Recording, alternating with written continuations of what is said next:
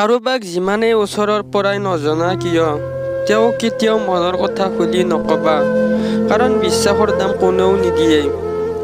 কামৰ পৰিকল্পনা মনৰ ভিতৰতে ৰাখিবা, মুখেৰে যেন সেইটো প্ৰকাশ নাপায়, কাৰণ যিটো কামৰ কথা আনে আগতে গম পায় সেইটো কামৰ সফলতা নাহে।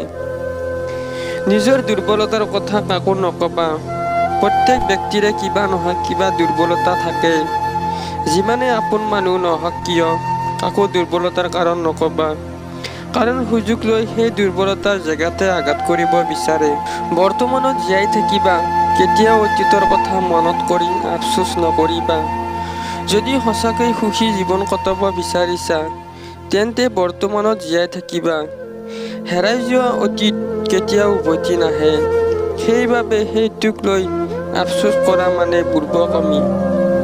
ঠিক তেনেকৈ বহি বহি ভৱিষ্যতৰ কথা ভাবি থাকিলে কেৱল সময় নষ্ট হয়, কাৰণ সেইটো আমাৰ হাতত নাই। আমাৰ হাতত আছে আজিৰ দিনটো, আৰু আজিৰ দিনটোক আপুনি যেনেকুৱা কামত ব্যৱহাৰ কৰিবা তাৰ ওপৰতে নিৰ্ভৰ কৰিব আপোনাৰ ভৱিষ্যত। সেইবাবে অতীত বা ভৱিষ্যতৰ কথা চিন্তা নকৰিবা, বৰ্তমানক লৈ চিন্তা কৰা উচিত। অৰ্থাৎ আজিৰ যিটো দিন তোমাৰ হাতত আছে সেইটো ভাল কামত ব্যৱহাৰ কৰিবা, তেতিয়াহে আহিবলগীয়া দিনবোৰত সুখ শান্তি হ'ব। টকা পইচা সকলো সময়তে ভাবি চিন্তি খৰচ কৰিবা। টকা আছেতো জীৱন আছে, টকা অবিহনে আমিবোৰ চবেই ভিক্ষাৰী। সেইবাবে তোৰ জীৱনত টকাৰ ভূমিকা চবতকৈ বেছি।